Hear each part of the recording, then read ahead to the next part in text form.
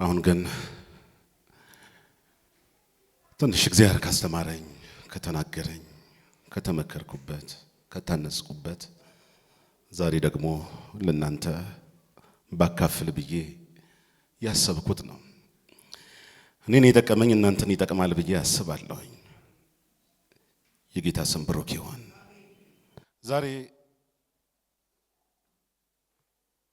የምናገርበት ክፍል እዚህ በአንደኛ ሳሙኤል ምዕራፍ 16 ቁጥር 7 ላይ ያለውን ቃል ነው።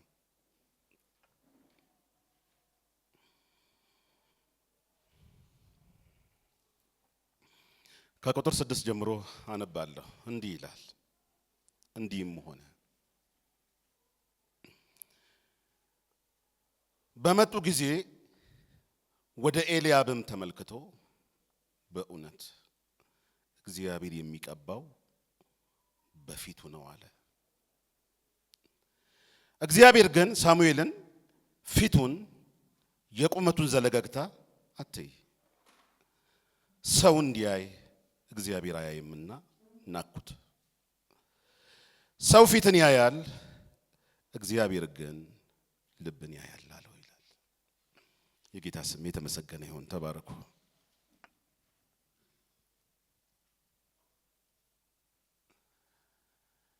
ይህን ክፍል ብዙ ጊዜ አንብበነዋል፣ ብዙም ተምረንበታል። ዛሬም አንብበናል፣ ደግሞም እንማርበታለን። ሁላችንም እንደምናውቀው ይሄ ክፍል ወይም ይሄ ጊዜ ላይ እግዚአብሔር ሳውል ንቆት የነበረበትና ከቁጥር 1 ጀምሮ ስታነቡ እዚህ ምዕራፍ 16 ሌላ አዲስ ሰው ማግኘቱን ነግሮታል፣ ለሳሙኤል ማለት ነው። ይሄ ጊዜ ላይ ከቁጥር 1 ጀምሮ ስታነቡት ሳሙኤል ስለ ሳኦል በጣም ያለቅስ እንደነበረ ይናገራል። እግዚአብሔር ትቶታል ወይም ንቆታል። ሳሙኤል ግን ሊወጣለት አልቻለም። የሳኦል ነገር ማለት ነው፣ ሊወጣለት አልቻለም፣ ያለቅስ ነበር። ምክንያቱም እግዚአብሔር ናቀው ማለት እግዚአብሔር ስለማይተባበረው አብሮ ስለማይሆን በጦርነትም ሆነ በሌሎች ህዝቡ በሚያደርገው ማንኛውም እንቅስቃሴ ውስጥ የእግዚአብሔር አብሮነት ስለማይኖር ያ ነገር በመሆኑ ከሳኦልም በመለየቱ በጣም በተደጋጋሚ እንዳለቀሰ ይናገራል። ለዚህም ነው ቁጥር 1 ላይ ጀምሮ ስትናገሩ እግዚአብሔርም ሳሙኤልን በእስራኤል ላይ እንዲነግስ ለናቁት ለሳኦል የምታለቅሰው እስከ መቼ ነው ብሎት ይናገራል። እስከ መቼ ነው የምታለቅሰው ለሳኦል? ለምንድነው ለሳኦል እንደዚህ ያለቀሰለት ብዬ አስብም ስለነበረ ማለት ነው። አስብም ስለነበረ እና ትንሽ ስለሱም ነገር መናገር እንፈልጋለሁ። እስከ መቼ ነው አለ። ስለዚህ ቀንድህን አንሳ ማለት ዘይት ይሞላበታል፣ ዘይቱንም ሙላ፣ ሂድ በልጆቹ መካከል ንጉሥን አዘጋጅቻለሁና ወደ እሰይ ቤተልሔም ወዳለው ማለት ነው ወደሚኖረው ወደ እሰይ ልጆች ወደ እሰይ ሂድ አለው እግዚአብሔር ማለት ነው። በዚህ በኋላ ያለውን ቃል እናንተ ማንበብ ትችላላችሁ፣ ምን አይነት ንግግር እንደነበረ ማለት ነው።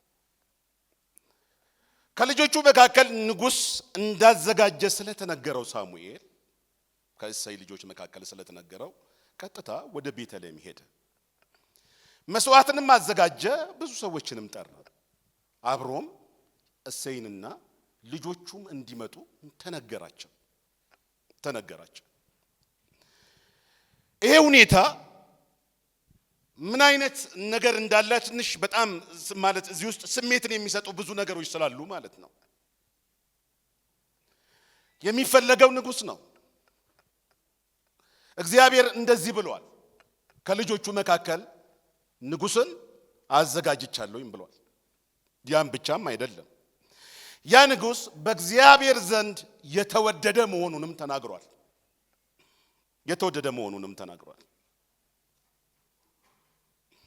ስለዚህ ሳሙኤልም እንደተነገረው ነው ያደረገው ማለት ነው። ሁሉን ስርዓት ከፈጸመ በኋላ ሁሉም ተቀድሶ በፊቱ ቀርበዋል፣ ስርዓቱም ተጀምሯል።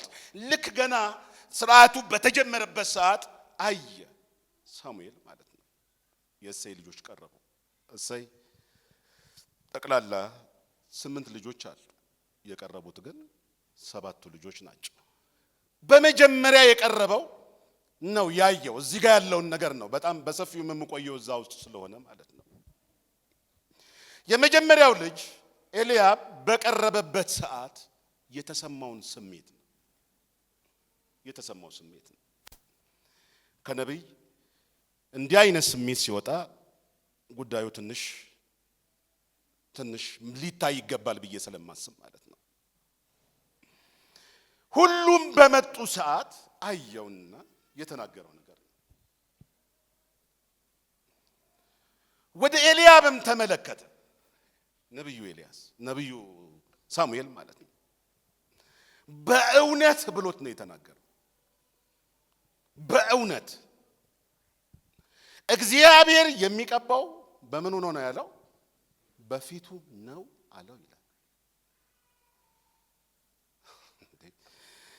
ይሄ በጣም አደገኛ ነገር ነው አይደለም? በፊት ከመቀባ ከጀመረ ስንቶቹ ምን አይነት ቦታ የቱ ጋር ይደርሳሉ የቱ ጋር ይገኛሉ የሚለውን ነገር የሚያሳስብ ነገር ስለሆነ ማለት ነው። እንዲህ አይነት አባባል እንዲህ አይነት ንግግር በእውነት እግዚአብሔር የሚቀባው ይሄ ሁኔታ ለምን መጣ ብዬ ነው ማሰብ የጀመርኩት ማለት ነው።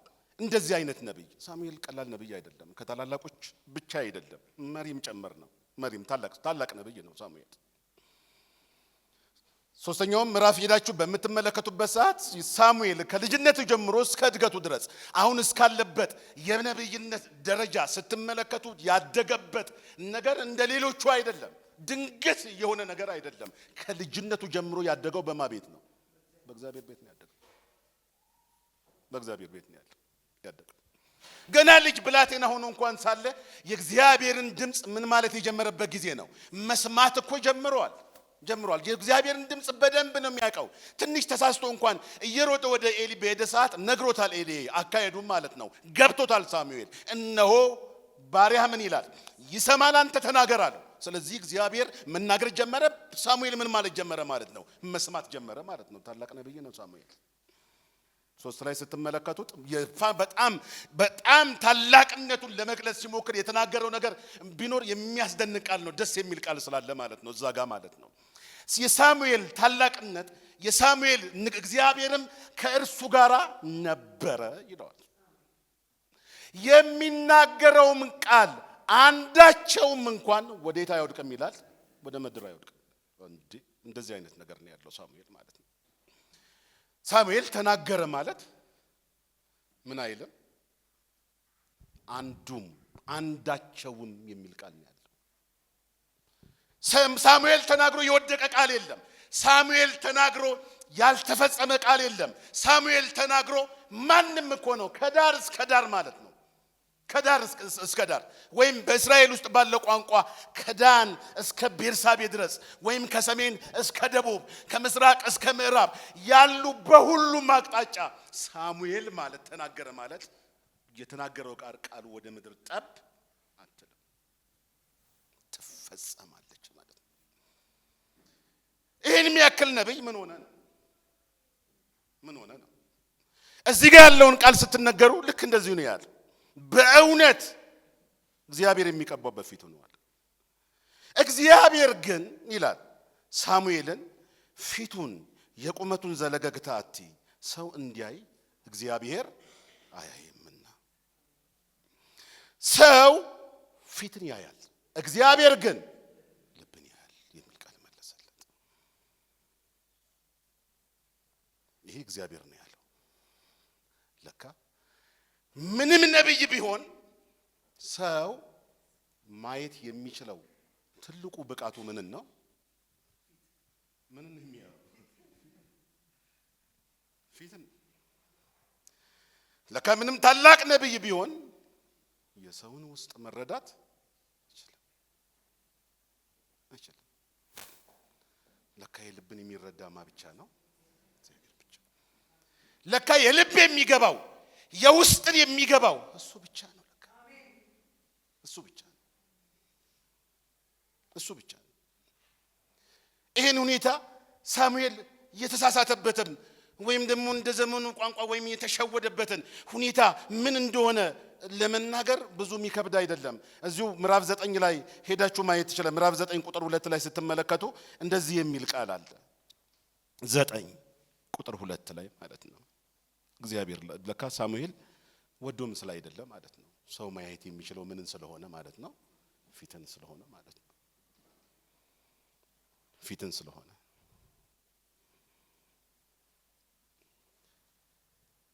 ይሄ ጊዜም ትልቅ ግጭት ይሄ ማለት የሚታወቅ ነው። ይሄ ጊዜ በአጠቃላይ በሳኦልና በእግዚአብሔር መካከል በጣም ትልቅ ግጭት የተነሳበት ጊዜ ስለሆነ እግዚአብሔር ለራሱ የሚሆነውን ማለት በሕዝቡም እና በእስራኤል መካከል በእግዚአብሔርና በሕዝቡ መካከል ትልቅ ሁኔታ ተፈጥሯል። በቃ ንጉስ ይንገስ እንደዚህ ይሁን እየተባለ ግጭትም የተፈጠረበት ሁኔታ ያለበት ሰዓት ነው ይሄ ጊዜ ማለት ነው። ምክንያቱም ንጉስ የነገሰው በእነሱ ፍላጎት ቢሆንም እግዚአብሔር ፈቅዶ ያደረገው ነገር ነው። እዚህ ጊዜ ላይ ስለ ሳኦል ነው የሚያወራው ማለት ነው። ስለ ሳኦል ነው የሚናገረው። ሳኦል ማን ነው የሚለው ነገር ነው ለካ ሳሙኤልን እንዲታለል ያደረገው ማለት ነው። ማን ነው ሳኦል የሚለው ነገር ማለት ነው። ቂስም ይላል። ቂስ ማለት የሳኦል አባት ነው። ታሪኩን ስለምታነቡት ከላይ ያለውን ማለት ነው። ከእስራኤል ልጆች ሁሉ መልከ ቀናነቱ ተወዳዳሪ የማይገኝለት ቁመቱ ከሌሎች ሁሉ ይልቅ ከትከሻውም ዘለግ ያለ ሳኦል የተባለ ወጣት ልጅ ነበረው ይላል። ወጣት ልጅ ነበረው ይላል። ልጁንም ለንግስና ሲቀባው ሳሙኤል የተናገረው ነገር አለ። በዚህ ምዕራፍ 10 ቁጥር 23 ላይ ያለውን ቃል ማየት ይቻላል። ምዕራፍ 10 ቁጥር 23 ላይ ያለውን ቃል ማለት ነው። ይሄ ጊዜ ሊቀባ የወደደበት ጊዜ ነው። እግዚአብሔርም በመካከላቸው ሳኦል እንደመጣ ተናግሯል። ሳኦልም ተደብቆ ነበር ይላል። ከዛም በኋላ በቃ ሰውየው መጥቷል እንዴ ብለው እግዚአብሔርን ሲጠይቁት አዎ አለ በመካከላቸው ነው ተደብቋል ሲላቸው እየሮጡ ሄዱና ሳኦልን ምን ይሉታል? ያወጡታል። ሳኦልም መውጣት አልፈለገም። ሳኦልን ይዘው ወደ ህዝቡ ማለት ህዝቡ ተሰብስበው ንጉስ በቃ ሊነግስለት ማለት ነው ንጉስ ሊሾመለት ወደው ነበርና ህዝቡ በጉጉት ይጠብቅ የነበረበት ሰዓት ነው። ካለበት ቦታ ማለት ነው ከተደበቀበት ጎትተው አምጥተውት ወደ መድረክ ላይ ሲያወጡ ሁሉም ያዩት ነገር የሚያስገርም ነገር ነው። ይህን ቃል ተመልከቱት።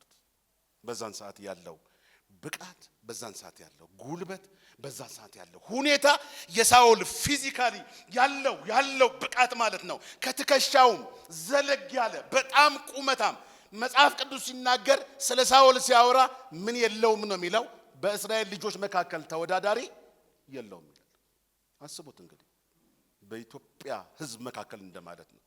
ተወዳዳሪ የማይገኝለት ወንድ ጀግና ወይም በቃ ሰው እንዴት አይነት ቃል እንግለጠው? ሳኦልን በተመለከተ ማለት ነው። የለም እኮ ነው የሚለው። ትከሻው ማለት ገና ወደ መድረክ ሲያወጣ ሁሉም እኮ ናቸው። ሳሙኤል ራሱ አየና እንዴት ያለ በእውነት ከእስራኤል መካከል እንደሱ ያለ ዘለግ ያለ ቁመታም በቃ ሲታይ ጀግና የሚመስል ሰው የለም የሚል ቃል ተናገረ። ህዝቡ ሁሉ በደስታ በጮት 1000 ዓመት ንገሳሉ። አጨበጨቡለት ለሳኦል ማለት ነው። ይሄ ቁመት ነው። ይሄ እውነት የሚታየው ነገር ነው። ታዲያ ይሄ ልምድ አለው ሳሙኤል ማለት ነው። እውነትም በዛን ጊዜ ይታይ የነበረ ያ ሁኔታ እንደሆነ እዛው ሳሙኤል ምዕራፍ ላይ በመታነበው ሰዓት እንደዛው እኮ ነው አይደለም እንዴ? 17ኛው ምዕራፍ ሄደን ስትመለከቱ ከፍልስጤም ወገን የሆነ ጎልያድ እስኪገኝ ድረስ በእስራኤል ያለ ጀግና ማን ነው? ሳኦል ነው አይደለም? ጀግንነቱ እኮ የእንትን እንዳይመስላችሁ ፊዚካሊ ነው። ቁመቱ እርዝመቱ ያለው ጀግና መሆን ያለው ይሄ አቋሙ ማለት ነው። ለንጉስ የሚመስል ማንነት የተላበሰ ማለት ነው። የተላበሰ ማለት ነው። ይሄ ማንነት የሚለውን ነገር ምናልባት ይሄ ውስጣዊ ነገሩን ሳይሆን ውጫዊ ያለው አካላዊ ይሄ ፊት የሚያደርግበት እንዴት ነው ብዬ እንደምገልጸው ትንሽ እንትን ስላለኝ ነው። በጣም ለንጉስ የሚሆን ማንም አይቶት የሚያከብረው ማንም አይቶት የሚሸነፍለት ማለት ነው። ሰው እንደማለት ነው። ሳሙኤል ማለት እንደዛ ነው። ሲያዩት ሞገሱ፣ ቁመቱ፣ እርዝመቱ፣ ትከሻው በእስራኤል ተወዳዳሪ ያልተገኘለትም ነው የሚለው። ይሄ መጽሐፍ ቅዱስ ነው የሚለው። ተወዳዳሪ ያልተገኘለትም ቀደም እንዳልካችሁ ማን እስኪገኝ ድረስ ማለት ነው። ጎልያድ ነው አይደለም እንዴ? ምክንያቱም ጎልያድም እንደዚሁ ፊዚካሉ ነው የሚናገረው ቁመቱን ነው የሚናገረው ምክንያቱም ቁመቱ እኮ ወደ 2.9 ማለት ነው ያ ማለት እስከ 3 ሜትር ድረስ እንደዛ ነው የሚለው መጽሐፍ ቅዱስ እንጋጠም ለምን ሁላችንም ተያይዘን እንጨፋጨፋለን አንድ ሰው ከናንተ ጀግና ያላችሁትን ሰው አምጡት አለ ምክንያቱም ጎልያድ በጣም ግዙፍ የሆነ በፍልስጤማውያን መካከል እጅግ የተመረጠ ጀግና ያስባለው ሁኔታዎች ስላሉት ማለት ነው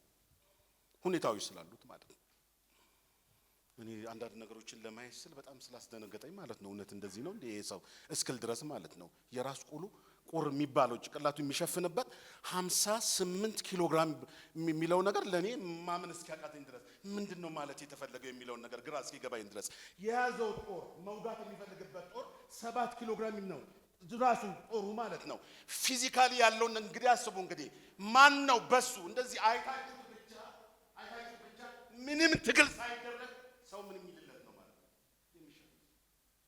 የሚሸነፍ ይሄ ማለት የዛን ጊዜ ያለውን ጦርነት ምን እንደሆነ ማሰብ እንችላለን ጌታም እግዚአብሔርም እንደተናገረው ሰው የሚያየው ምን ነውና ነው ጫዊ ነው ፊትን ያያል ፊትን ነው ሰው የሚመለከተው ስለዚህ አይቶ የሚደነግጥለትና የሚበረግግለትን 40 አመት ሙሉ ኮንሽክ ያረጉት እኮ አይደለም እንዴ 40 አመት ሙሉ 40 አመት አልቆ 40 ቀናት እስኪ ደነግጡ ድረስ ዳዊት እስኪመጣ ድረስ ነገሮች ምንም መለወጥ እስከማይጠበቅ የማይችሉ ይመስል ነበር ሁኔታው ማለት ነው ምክንያቱም ሳኦል ምን ያህል በእስራኤል ዘንድ የታወቀ ጀግናና እንደዛ አይነት ፊዚካሊ በጣም ፊት የሚያደርግ ታላቅ ሰው ቢሆንም ማለት ነው ከጎልያድ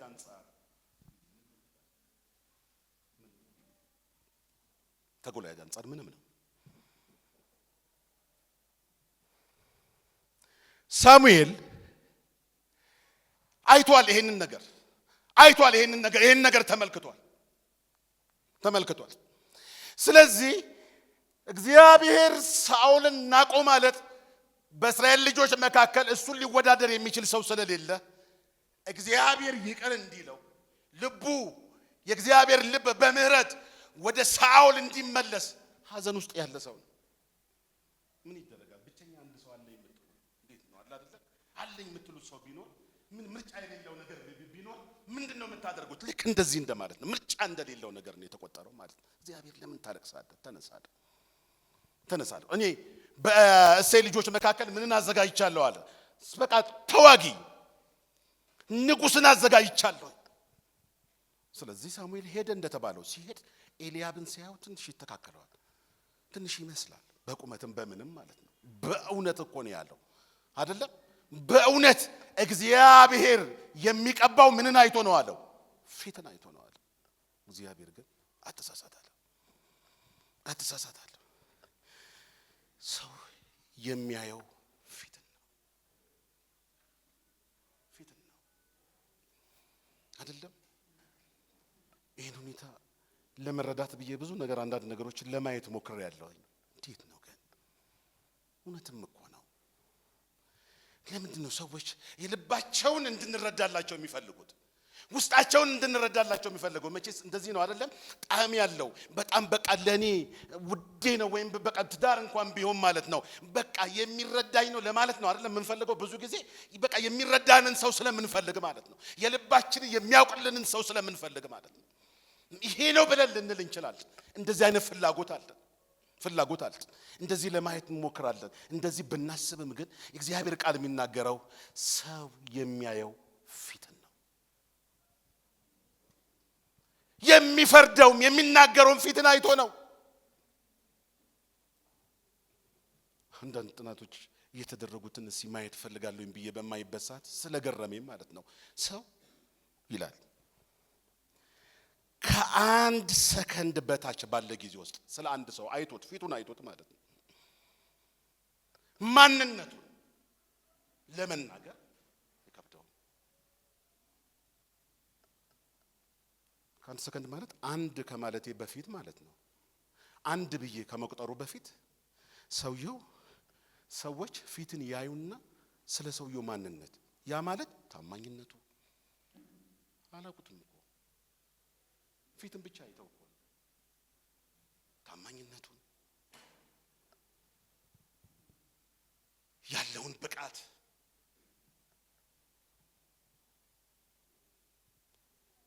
ለነገሮች ያለውን በጎ ይሁን ክፉ ነገሩን ማለት ነው። ይሄ እውነት ነው አይደለም? በህይወታችን የምናየው ነገር አይደለም? አይተን ምን ፈርድ የለም እንዴ?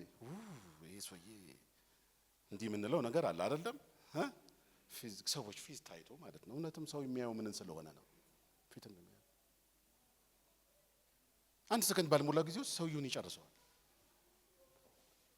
የትልቁ የሰው ብቃት መድረሻው ይሄ ስለሆነ ማለት ነው። ከዚህ ውጭ ሌላ ምን አለ? ፊትን አይቶ ይሄ ልጅ እንደዚህ ነው፣ ይሄ ልጅ ታማኝ ነው፣ ይሄ ልጅ እንደዚህ ነው፣ ይሄ ሰው እንደዚህ ነው፣ እሷ እንደዚህ ናት፣ እከሌት እንደዚህ ናት እያለ ገና ባየው ቅጽበት ውስጥ መናገር ይችላል፣ ማውራት ይችላል። ትክክልም ባይሆንም ምክንያቱም አቅሙ እዛ ድረስ ነው። ለዛም ይመስለኛል ሰዎች በሰው ፊት ሞገስን ለማግኘት በተሻለ መጠን ጥሩ ልብስ አይደለም ይለበሳል አይደለም እንዴ? ለማግኘት እኮ ነው። ምክንያቱም ሰው መፍረድ የሚችለው ወይም ማየት የሚችለው ምንን ስለሆነ ነው? የልቤን እንዳትሉ አይደለም። የልቡን አይቶ አያውቅም። ሰው ማየትም አይችልም። እግዚአብሔርን የተናገረው ሰው ፊትን አይቶ ነው አይደለም? ምን ሰው በቃ ማየት የሚችለው ምኑን ነውና ነው? ፊትን። ስለዚህ ለፊቱ የሚሆነውን ነገር ነው ሰው የሚያዘጋጀው። ጥሩ አለባበስ፣ ጥሩ ሁኔታ፣ ጥሩ ነገሮችን ማለት ነው። ጥናቶችም እንደሚያስረዱ በጣም ጥሩ በጣም ሞገስ ያላቸው ወይም በሰው አስተሳሰብ ቆንጆ ናቸው የሚባሉ ሰዎች በየትም ቦታ በማህበራዊ ህይወት ውስጥ ሊሆን ይችላል ይላል። የቀጠር ወይም ስራ ለመቀጠር እንኳን ቢሄዱ የቀጠር ሁኔታ ውስጥም ሊሆን ይችላል። ፍርድ ቤት የሚላል ሳየው ማለት ነው። ፍርድ ቤት ሳይቀር ፍርድን ማዛባት ይችላል፣ መለወጥ ይችላል ተቀባይነትን ለማግኘት ከሌሎቹ ይልቅ አይደለም ነው አይደለም እንዴ? እንደዛ ይላል። ተቀባይነትን በአንድ ጊዜ ነው የሚያገኙት። ለምን? ሰው የሚያየው ምን ነውና ነው። ስለዚህ ሰው የሚጋጋጠው ለዛ ነው ማለት ነው። ሰው ውበትን ለመጨመር በሰው ፊት ተቀባይነትን ለማግኘት ካለባበስ ከሁሉ ሁኔታ አንፃር ራሱን ለማስተካከል የሚጥለው ለዛ ነው። ምክንያቱም የመጀመሪያ ተቀባይነትን ለማግኘት ማለት ነው። እንደዛም ነው። ማነው የሀገራችን አውቅ የሆነ ምሳሌያዊ ተረቶችን የሚናገር ሰው እንዳለው ሰው አይደለም? በአባባል ደረጃ እንደዛ ነው የምንለው። አይ ክብር የሚገባው ልብሴ ነው ብለዋል አይደለም? ልብሴ ነው እንዳሉ ማለት ነው። በልብስ ክብር ስላገኙ ማለት ነው።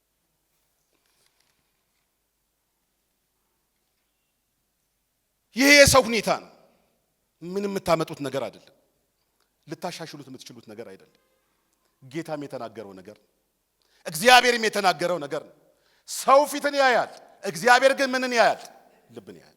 በቃ ስለዚህ በምንም ብላችሁ ሰዎች ላይረዷችሁ ይችል ይሆናል።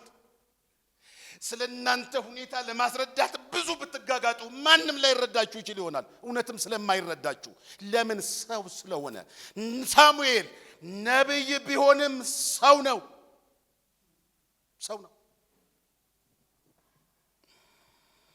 ምንድነው ፓስተር ማይረዳኝ ልትሉ ትችሉ ይሆናል። እውነትም ፓስተር ቢሆንም ምንድነው ግን ሰው ነው። ለምንድነው ከሌ ያልተረዳኝ? ወይም ደግሞ በትዳር አጋሮቻችሁ ሊሆን ይችላል። ለምንድነው ያልተረዳኝ ልትሉ ትችሉ ይሆናል። ምንም የትዳር አጋር አንድ ቤት ውስጥ በአንድ ጥላ ውስጥ ብትኖሩም ምንድነው እሱ? ሰው ነው። ሰው የሰው ብቃቱ፣ የሰው ችሎታው፣ አቅሙ ፊትን አይቶ መፍረድ። ትንሽ ፊቱ ከሰፋ ምንድነው እንለዋለን? ጠቢብ ነው አይደለም? ብዙ ጊዜ እንደዚህ አይነት ነገር ስለሚባል ማለት ነው። ፊታቸው ትንሽ ሰፋ ያሉ ሰዎች በጣም አዋቂ ናቸው ተብሎ ይታሰባል። ሰፊ ላይ በጣም እንዲህ ነው ተብሎ ይታሰባል። ምክንያቱም እንዳየሰው የሚፈርደው ነው አይደለም? ነው አይደለም እንዴ? በቃ ነው አይደለም የሚለውን ነገር ማለት ነው። ግን ሰው እዚህ ጋር ነው ያለው የሚለውን ነገር በጣም እንድትረዱልኝ ፈልጋለሁ። ስለዚህ ሳሙኤልም ከሰዎች መካከል እንደ ስንቱ ነውና ነው? እንደ አንዱ ነውና ነው። እንደ አንዱ ነው ሳሙኤልም ያደረገው ነገር የሰራው ነገር ይሄንን ስለሆነ ማለት ነው። ይሄንን ስለሆነ ስለዚህ በመጀመሪያ ደረጃ የምታዩት ወይም የምትመለከቱት ነገር ይሄ ነገር ነው። ስለዚህ በሰው ህይወት ውስጥ የመጀመሪያው ደረጃ የምናየው ይሄ ውጫዊ ገጽታ የማየት ብቃት አለ። እንደ እግዚአብሔር አይደለም። እንደ እግዚአብሔር አይደለም። እንደ እግዚአብሔር አይደለም። ሁኔታዎች አንድ የሚያስደንቀኝ ቃል አለ እዚህ በዮሐንስ ወንጌል ምዕራፍ 1 ቁጥር 16 ላይ ናትናኤልን ማየት እንችላለን። ናትናኤል እሱም የሚኖረው በገሊላ ነው በመሰረቱ። ግን ሰዎች በጣም በመደነቅ መጥተው ያወሩለታል። መሲህን አግኝተነዋል እኮ አሉት። ምክንያቱም ገሊላን እሱ ያውቀዋል። የገሊላ ሰዎች ምን እንደሆኑ ይታወቃሉ። ከሰዎች መካከል ወይም ደግሞ በእስራኤል ሕዝብ መካከል ገሊላ ምን እንደሆነ ይታወቃል። በመጽሐፍ ቅዱስ ውስጥም ናዝሬት በተለይ ገሊላ ውስጥ ናዝሬትም ስለሆነች ናዝሬትም በተመለከተ በፍጹም ምንም አይነት ትውስታ የእስራኤል ሕዝብ የለውም። ወይም የሆነ ሰፈር ነው፣ የሆነ መንደር ነው። ወይም በመጽሐፍ ቅዱስ ውስጥ አንድም ቦታ ተጠቅሶ የማያውቅ መንደር ነው። ብዙ ታሪካዊ ቦታዎች አሏቸው። ከታሪካዊ ቦታዎች መካከል የሚመደብ አይደለም ናዝሬት፣ የሚመደብ አይደለም። ስለዚህ በቃ እዛ ውስጥ ያሉ ሰዎች ምናምን አናኖራቸው እንደ ምንም አይደሉም። ምክንያቱም በዛን ሰዓት በጣም የሚታወቁ ፖለቲካዊም ሆነ ሃይማኖታዊ ገጽታቸው ከፍ ያሉ እንደ ኢየሩሳሌም እንደ ቤተልሔም አይደለም። ምክንያቱም እነሱ ናትናኤልም ይጠብቅ የነበረው ማንን ስለሆነ ማለት ነው። በስነ ስርዓት ያውቀዋል። መሲሁ ከየት እንደሚመጣ ያውቃል። ከናዝሬት አገኘ ነው ሲሉት እንዴት ነው ብሎት ነው የተናገረው። እንደዛ ነው እኮ ያለው አይደለም እንዴ? ከናዝሬት እንዴት ብሎት ነገር መልካም ነገር ይወጣልን። ይሄ ምን አይነት ነገሮችን ስብርብር አድርጎ የሚጠል እንደሆነ አስቡ። በእርግጥም ስለ ገሊላ ሰዎች ማውራት የሚችለው ናትናኤል ነው፣ እየኖረበት ስለሆነ ማለት ነው። ከናዝሬት መልካም ነገር ይወጣልን ብሎ ነው የተናገረው። ከናዝሬት መልካም ነገር ይወጣል ብሎ ያሰበበት ሁኔታውን እኮ ስትመለከቱት የሚታየው ነባራዊ ሁኔታ ሰዎች የሚያዩት ሰዎች የሚመለከቱት ነገር ትክክል ነው። ናዝሬት ውስጥ ያሉ ሰዎች እንደዚህ አይነት ናቸው። የኛ አካባቢ ብለን የምንጠራቸው እንዴት ነው? አዲስ አበባ መንደሮችን እንናገር ብንል ይሄ ቦታማ እንዲህ ብለን ይሄ ቦታ ደግሞ እንዲህ ነው ብለን የምንላቸው ቦታዎች አሉ አይደል? ወደ ቦሌ ብለን ወደ ካሳንቺስ ስንል ወይም ደግሞ ወደ ሌላ ቦታ ስናነሳ ተመሳሳይ አይነት ስሜት የለንም። ልክ እንደዛ እንደማለት ነው ኢየሱስ ክርስቶስ የተገኘበት ያ ከናዝሬት መልካም ነገር ይወጣል ብሎ ያሰበበት ያ ቦታ ግን የዓለም መድኃኒት እኮ በሕይወት የቆመበት ቦታ እኮ ነው ያለበት ቦታ። ዓለምን ሁሉ ሊያድን የሚችል ታላቁ ነቢይ ያለበትን ስፍራ እኮ ነው እንደዛ የሚለው። በቃ ናትናኤል የተናገረው እውነት ነው። በእርግጥ ሰው የሚያየው ምንን ስለሆነ ፊትን ጌታ በእርግጥ እንደ ናትናኤል አይደለም አይደለም። ጌታ ግን ናትናኤልን የገለጠበት መንገድ እሱ እንደገለጠው ነው እንዴ?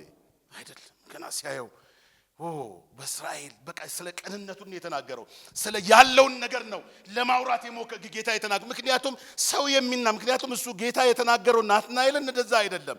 በእስራኤል ውስጥ የተገኘ ምን እንደሆነ እኮ ነው የሚያወራለት፣ ምን እንደሆነ ነው የሚናገር። እኔ ደስ ይለኛል ቃሉን ራሱ ጌታ የተናገረውን ቃል ብንመለከተው በጣም ደስ ይለኛል። እዚህ በዮሐንስ ወንጌል 1:16 ላይ ናትናኤል ብዙ ከተናገረ በኋላ እዛው ከ16 17ኛው ላይ ያለውን ቃል ጌታ ሲያወራ ግን እንደሱ አይደለም። ምንም በናዝሬት መካከል እንደዚህ አይነት ነብይ ይኖራል ብሎ ባይታሰብም እንዲህ ብሎ ቢናገርም ማለት ነው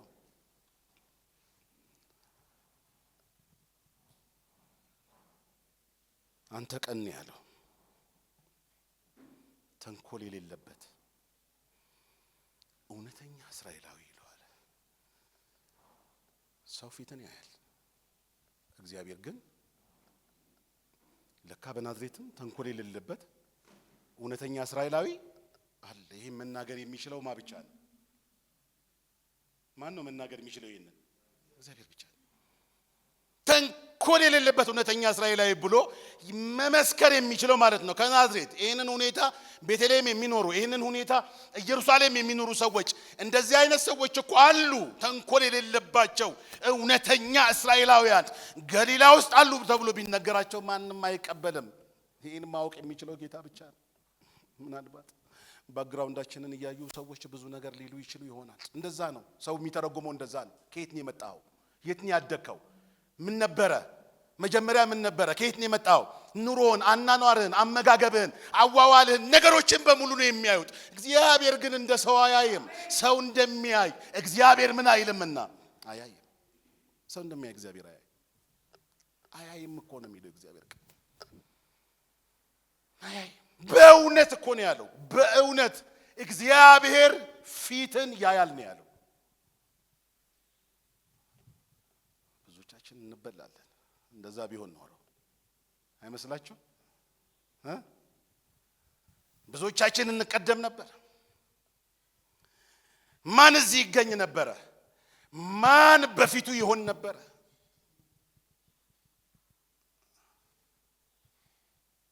የጀርባችን ቢታይ፣ ቤተሰቦቻችን ታሪክ ቢዳሰስ፣ እንዳሰው ብንል ታሪካችን ይወራ ቢባል፣ ይነገር ቢባል፣ በዛ ይለካ ቢባል፣ በዛ ነገሮቹ በዛ ነገር በዛ ይለካ ቢባል ማን ነበርን ነው? ማን ነበርን ነው? ማን ነበርን ነው? ሰው ፊትን ያያል፣ እግዚአብሔር ግን ልብን ያያል። ልብን ያያል እግዚአብሔር።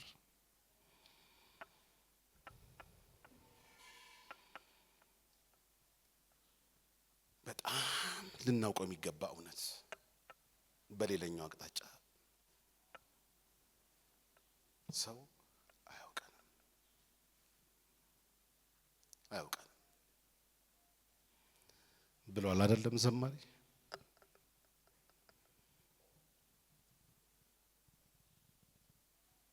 የውስጥን ሊያቅ የውስጥን የሚረዳ ስለናንተ የሚገባችሁ ምናልባትም ከናንተ በላይ ማለት ነው። ከናንተ በላይ አይገባውም እንዴ እግዚአብሔር? ከኛ በላይ ይገባዋል።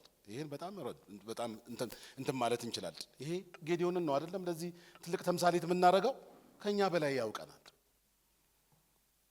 እኔ እኮ በምናሴ ወገን ውስጥ እጅግ የተጠቃው ታናሽ ነኝ ይላል ስለ ራሱ ሲያወራ።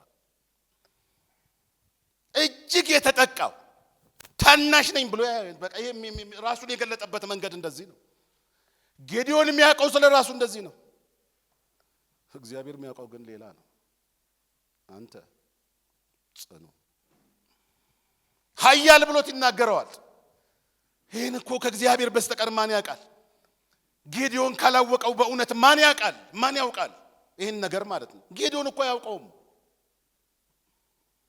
ኃያል መሆኑን እኮ ያውቀም፣ ጽኑ መሆኑን እኮ ያውቀም ጌዲዮን። እኔ እኮ የተጠቃኝ ታናሽ በጣም ደካማ ነኝ እያለ ስለ ራሱ ያወራል። እግዚአብሔር የሚያወራህን ተቀበል ልንቀበለው የሚገባ እውነት ቢኖር ከራሳችንም በላይ እግዚአብሔር ያውቀናል። እግዚአብሔር ያውቀኛል በሉስ። እውነት ነው አይደለም? እግዚአብሔር ያውቀናል ከኛ በላይ ከራሳችንም በላይ። ሰዎች ብዙ ሊሉ ስለሚችሉ፣ ሰዎች ብዙ ሊናገሩ ስለሚችሉ ብዙ ክፍሎችን ስናወራ በዚህ ደረጃ እግዚአብሔር ያለው ለሰዎች የሰውን ዕውቀትና የእግዚአብሔርን ዕውቀት ሚዛን ውስጥ እያስገቡ የሚናገሩ ብዙ ክፍሎች ስላሉ ማለት ነው። ሰው ስለማይገባው ወይም ደግሞ ስለማይረዳ ሰውም ደግሞ ሰው እንደማያውቀው ደግሞ ስለሚገባው ማለት ነው ብዙ ነገሮችን አክት ያደርጋል፣ ብዙ ነገሮችን ይሰራል ያደርጋል። ሉቃስ ወንጌል ምዕራፍ 16 ቁጥር 15 ላይ ስለ ፈሪሳውያን ይናገራል። ፈሪሳውያን እንደዛም ነው የሚለው ጌታ፣ ለሰዎች ፊት ራሳችሁን የምታጸድቁ እናንተ ናችሁ። በሰው ፊት ራሳቸውን ምን ይላሉ? ያጸድቃሉ። እውነት ነው፣ ይቻላል። ያልሞከራችሁ ካለ ሞክሩ አላላችሁ። ተሽሎ ብዙዎቻችን አይተናል። በሰው ፊት ማጽደቅ ይቻላል፣ መጽደቅ ይቻላል። መስሎ መገኘት ነው አይደለም እንዴ? ሌላ ምን ይደረጋል? መስሎ መገኘት እኮ ነው። ያሉት ሆኖ መገኘት ነው። እነሱ የሚያደርጉት ያንን ነው። ጸላዮች ናቸው እንዲባሉ አደባባይ ላይ ይወጡና ዛ ተራራው ላይ ሰው ሁሉ እንዲያያቸው በሚችል መድረክ ላይ ይቆሙና ይጸልያሉ። ጾመኞች ናቸው ተብለውም እንዲነገራቸው ፊታቸውን እንኳን ቅባት አይቀቡም። ራሳቸውን ድርቅ አድርገው ማለት ነው ይውላሉ። ሰው ያያቸዋል። በእውነት ሰው የሚያየው ምን ስለሆነ ማለት ነው ይቻላል። ስለ ግብዝነት የሚናገርበት መጽሐፍ ጌታ የተናገረበት ማየት እንችላለን አይደለም? እንደ ቲያትር አይደለም ግብዝነት የሚለው ነገር እንደ ቲያትር እኮ ነው። እንደ ቲያትር ይቻላል። ሰው እንደዛ ነው የሚያየው። አክት ያደረጋችሁትን ነገር እሱ ነገር ነው የሚቀበለው። ሌላ ነገር ማየት አቅም የለውም። ሌላ ነገር የመረዳት ብቃት የለውም። ጌታም የተናገረው እንደዚህ ነው፣ በሰዎች ፊት ራሳችሁን የምታጸድቁ እናንተ ናችሁ አላችሁ ናችሁ። ነገር ግን እግዚአብሔር ልብን ያውቃል። እግዚአብሔር ልብን ያውቃል። እስኪ አሜን በሉ። እስኪ ልብን ያውቃል እግዚአብሔር። ለካ ለምንድን ነው እያደረከው ያለውን ነገር የሚለውን ነገር እያደረከው ያለውን ነገር ለምን እንደሆነ ያውቃል። ከስራ ከድርጊት በላይ እግዚአብሔር ልብን ይረዳል። እግዚአብሔር የሚመዝነውም የሚፈርደውም በዛ ነው። ከስራ ከድርጊት በላይ ማለት ነው።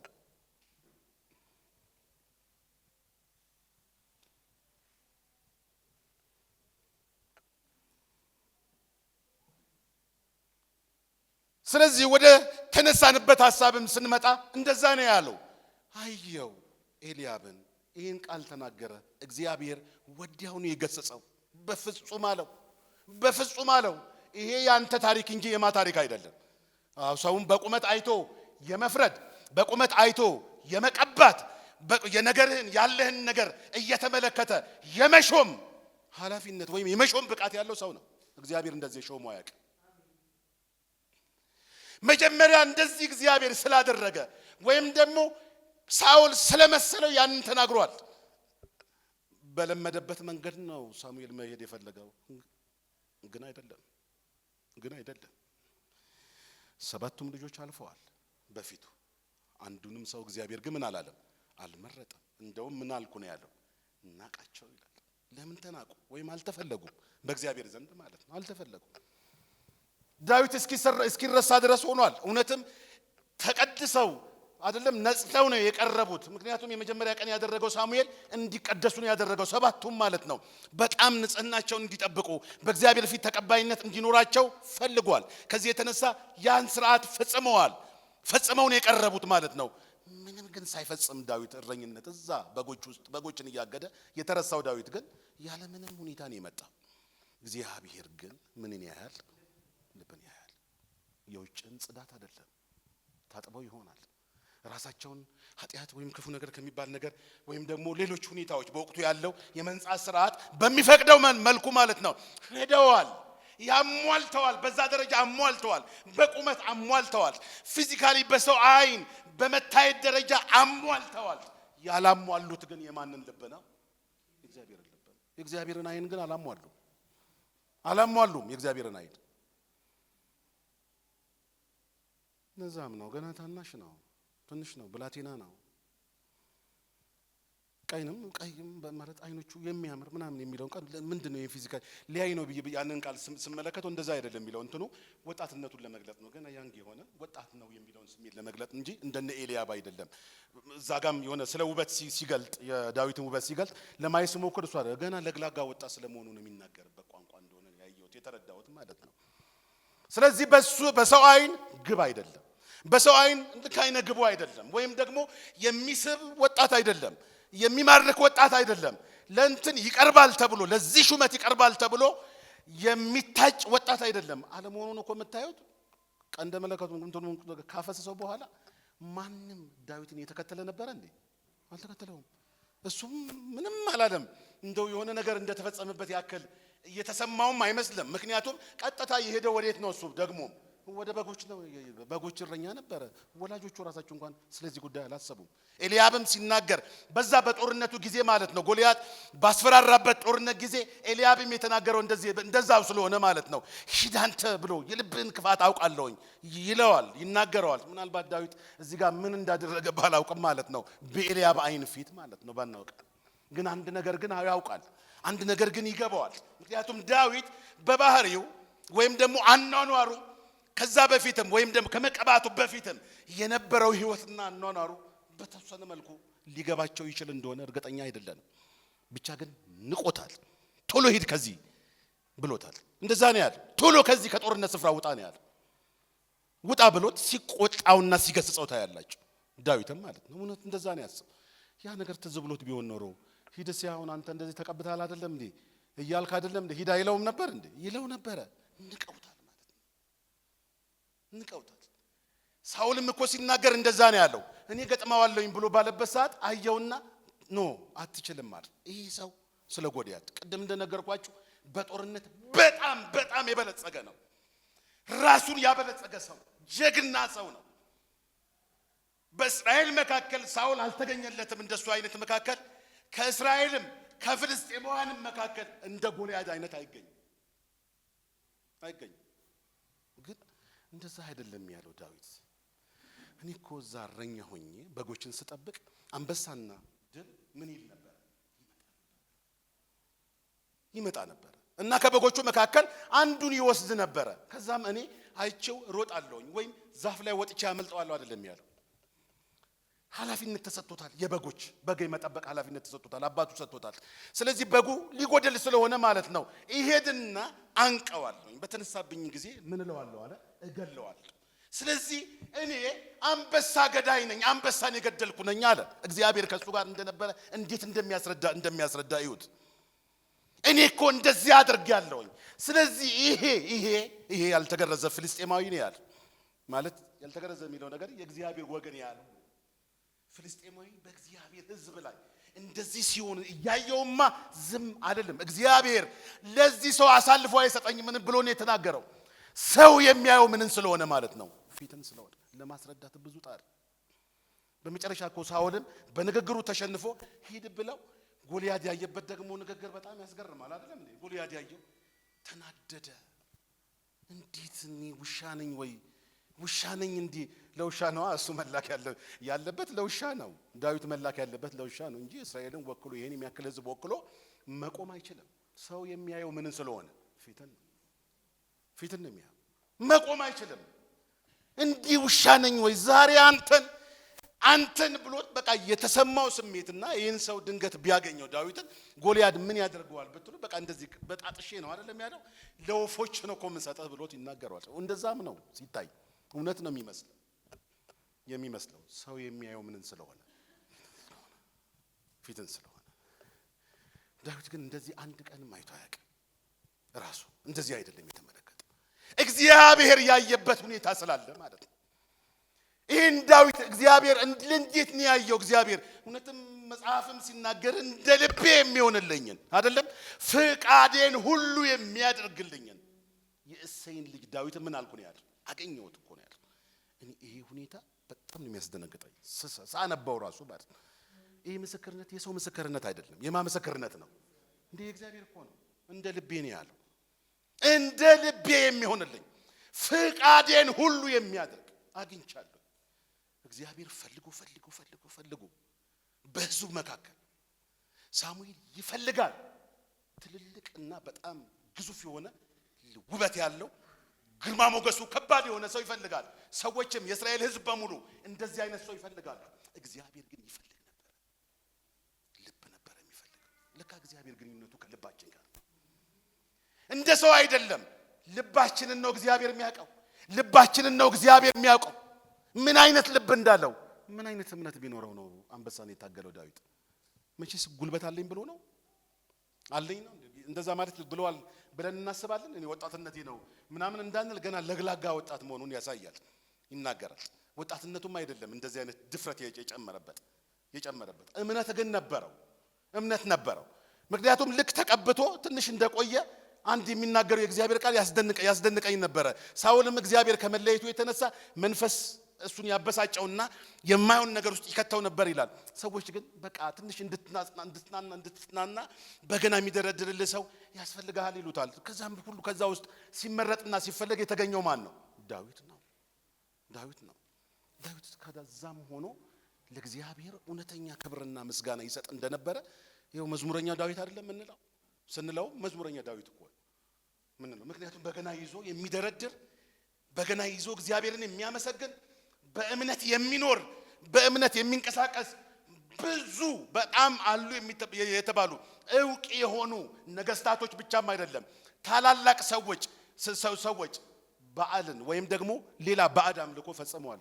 አንድ ጊዜም ያልተጠቀሰ ባዕድ አምልኮ በመፈጸም ደረጃ ውድቀት የለም አይደለም፣ ድካም የለም አይደለም። ግን ከእግዚአብሔር ውጪ በማምለክ ደረጃ ዳዊት አንድ ጊዜም አልተጠቀሰም። አንድ ጊዜም አልተጠቀሰም። እውነተኛ እግዚአብሔር አምላኩ የሆነለት ሕዝብ ሰው ነው። እግዚአብሔር አምላኬ ነው ብሎ የሚኖር ማለት ነው። በምንም ሁኔታ እግዚአብሔርን በሌላ የማይተካው በሌላ የማይለውጠው ከማንም ጋር እንዲህ የማያስተካክለው ማለት ነው። የማያስተካክለው እግዚአብሔርን ሁሉ ጊዜ እያመሰገነ የሚኖር ወጣት ለጋ ልጅ መሆኑን ያስታውቃል። እንደዛም ነው መጽሐፍ ቅዱስ ስለሱ የሚተርከው። ለዛም ነው እንደ ልቤ የሚለውን ቃል ስናየው መጽሐፍ ቅዱስ ላይ ሌሎች ነገስታቶች በሙሉ በሱ ስታንዳርድ ነው እንዲለኩ ያደረገ። እንደ ባሪያዬ እንደ ዳዊት አላደረክም፣ ወይም ደግሞ እንደ ባሪያዬ እንደ ዳዊት ያለ ነገር አላደረክም፣ ወይም ደግሞ እንደ ዳዊት አይነት ነገር አድርገሃል ብሎት ይናገራል። እግዚአብሔር የሁሉ ነገር መለኪያ ዳዊት እስኪሆን ድረስ ማለት ነው። ምክንያቱም የዳዊት ግንኙነቱ ግዝፈቱ አይደለም፣ ለሰዎች መታየቱ አይደለም፣ በጣም ግልጽ ነው። በማፊት ማለት ነው በእግዚአብሔር ፊት ልቡ ንጹህ ነው፣ ቅን ነው። እንደ ባሪያዬ እንደ ዳዊት ቅንን ነገር አላደረክም ነው የሚለው፣ አላደረክም ነው። ስለዚህ ዳዊት ቅን ነው፣ በጣም ቅን ነው ዳዊት ማለት ነው። ለእግዚአብሔር ልቡ ለእግዚአብሔር እግዚአብሔርን ደስ የሚያሰኝ በዘመኑ ሁሉ ነው እኮ የሚለው የእግዚአብሔር ቃል። የእግዚአብሔርን ሐሳብ አገለገለ ነው አይደለም የሚለው? አገለገለ፣ የእግዚአብሔርን ሐሳብ የእግዚአብሔርን ፍቃድ አገለገለ። ምናልባት የሚጠቀስበት አንድ ድክመት አለችው አይደለም? እቺ የኦሪዮን ጉዳይ ማንም ሊጠቅሰው የሚችለው እሷን ነው። ከሱ ውጭ ግን ዳዊትን አታገኙትም። ሙሉ የሆነ ፍቃዱን ፈጽሞ አገልግሏል።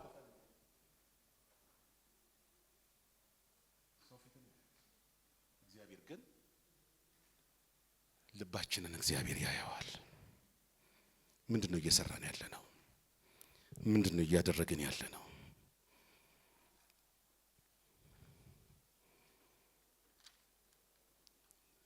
እግዚአብሔር ልባችንን ሲያይ ምን ይለናል? ምን ይለን ይሆን እግዚአብሔር? የጌታ ስም ለዘላለም የተመሰገነ ይሁን።